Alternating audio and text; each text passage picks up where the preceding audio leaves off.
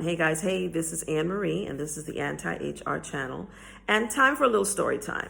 So you guys know in my most recent video, I talked about my thoughts on the decision of the Recording Academy, the Grammy Recording Academy, to split the country music of the year, the country music category into traditional and contemporary, just so that basically they could create a space for white people to keep getting Grammy Awards. And this is after Beyoncé won Country Music Album of the Year this year for 2024. She won it in 2025, but it was for 2024.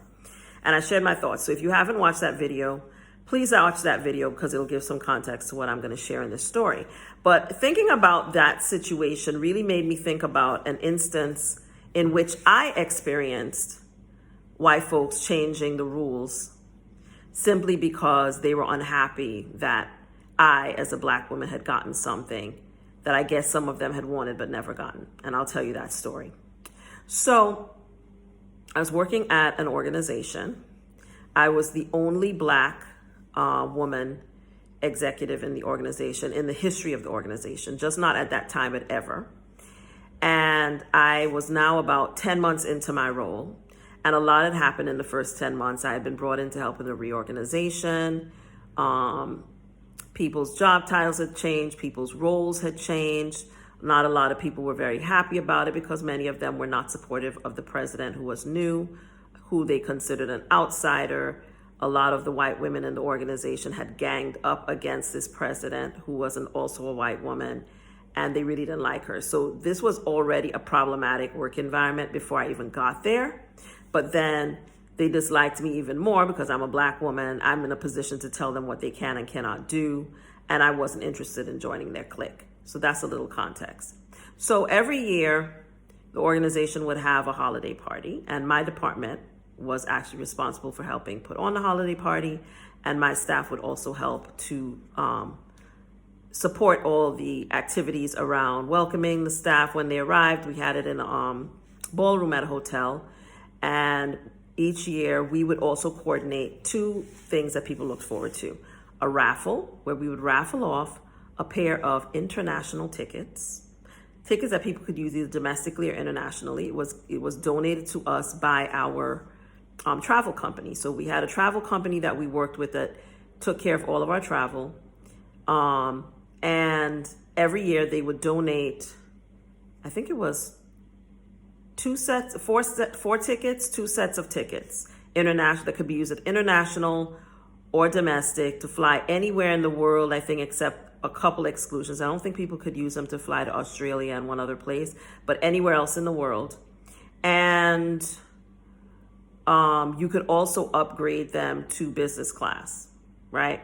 And they're open-ended. I think usually you had up to a year to use the tickets. But it was usually, basically, they were giving us back some of the miles that we had earned in ticket form. It was kind of a donation, but at the same time, it was based on millions of dollars of travel that we were spending every year with this company and paying them a significant amount of money to administer our travel program, et cetera. And I managed the relationship with the company. But really, it was someone else on my team that dealt with the day-to-day of that relationship, not me. So they had donated these tickets, and our company would have an auction of one pair of the tickets and a raffle of the other pair of the tickets, where you would get a number. Everybody, upon arrival at the party, would receive a raffle ticket. As you walked in the door, you would be handed a raffle ticket. And then, you would go around and you would be able to bid on a whole bunch of stuff. People would make a cake. People would do different things. Like I used to auction off a rum cake that I make that is very popular in my family and became popular at my job once somebody won it, and then everybody wanted to get it, was another thing. So I would raffle off a rum pound cake. Other people would raffle off different things. Other companies would donate different things. So it wasn't just the travel company, and people would bid on those things. And it was a big part of the party that people look forward to. Now, this was my first holiday party, so I really didn't know that much about how things happened. The staff that had already been there, that worked on my team, they managed it.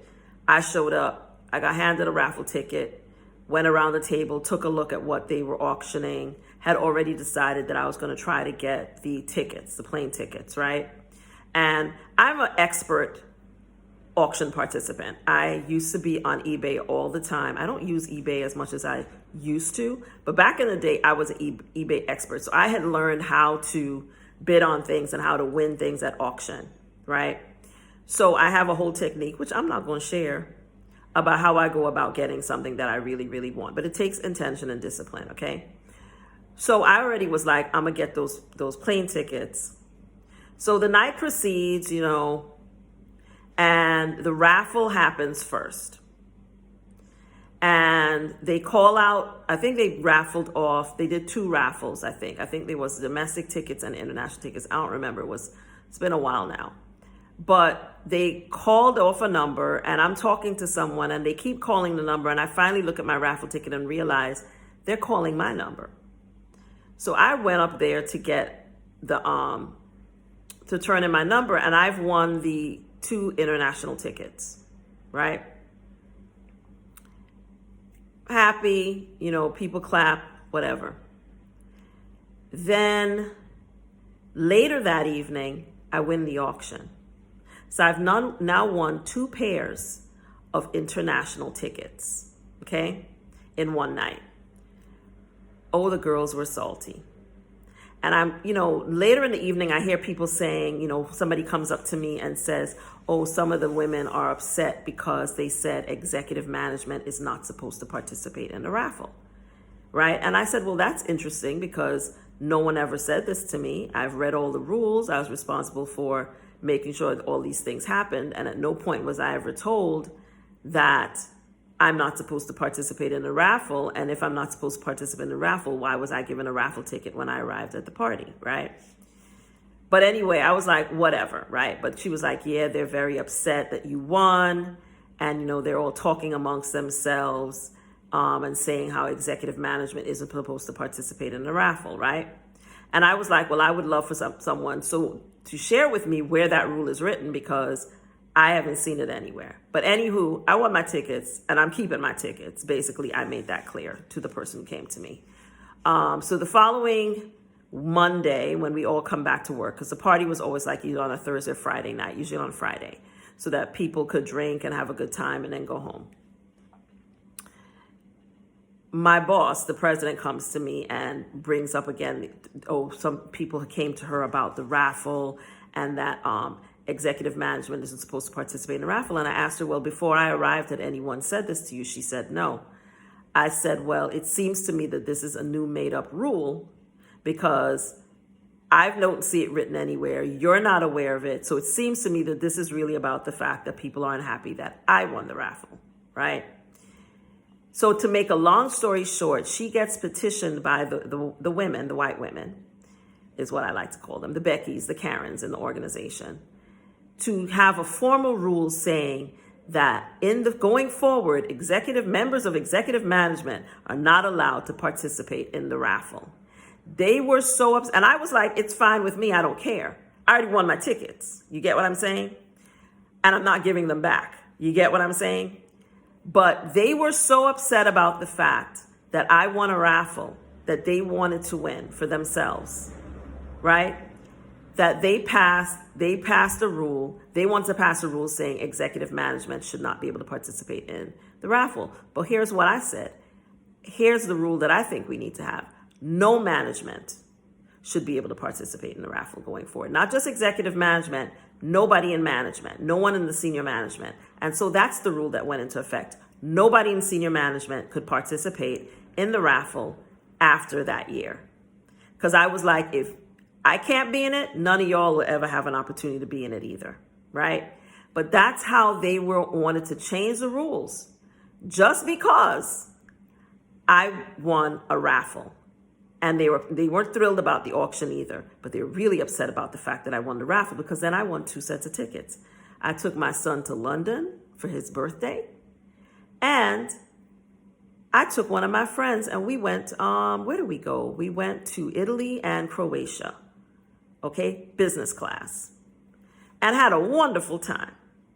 And what did I do going forward? Every year that I worked at that organization where we were donated tickets, I outbid everybody on the auction. I won the auction 3 years in a row because I know how to win an auction, and I did it on purpose.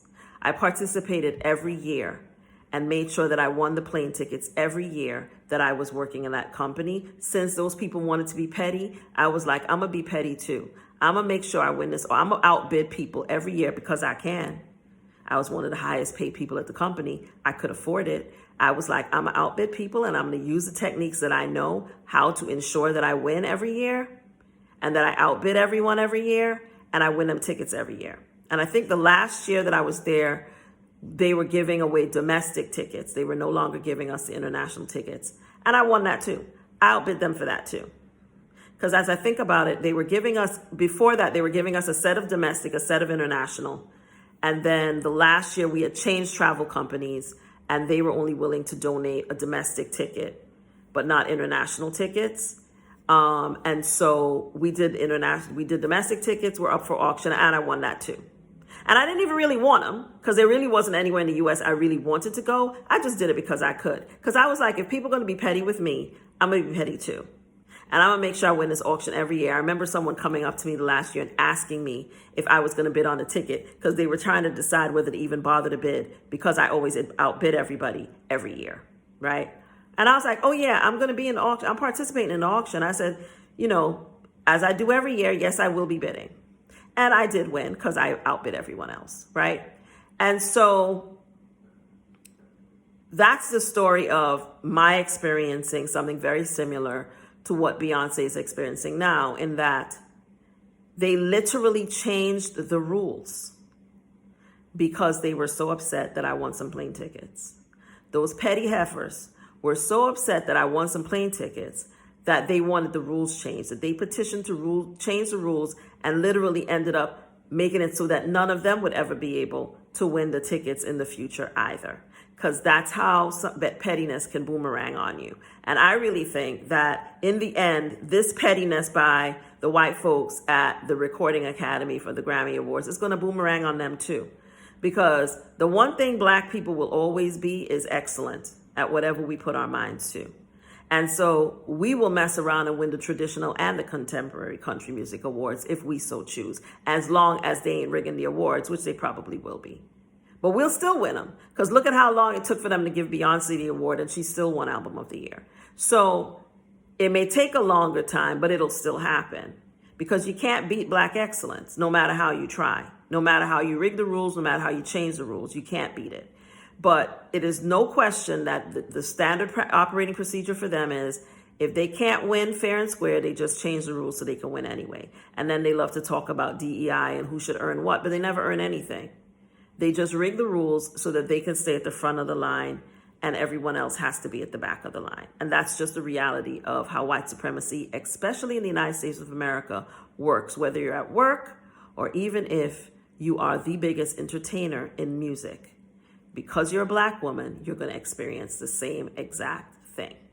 So let me know if this story resonates. Let me know your thoughts, comment. Let me know if you've had similar experiences in the workplace as well. But I wanted to share this story because this is my experience. People will literally change the rules to make sure that you don't get something that they don't want you to have. By the way, please share your comments in the comment section, but please don't come into the comments and question me about any story that I tell. If I say this is what happened, it's what happened. Unless you were there, don't come in my comments to tell me what you think anybody meant, what you think they might have meant instead of what I think. You weren't there, I was. Don't come in my comments to try to gaslight me. You just gonna get yourself blocked.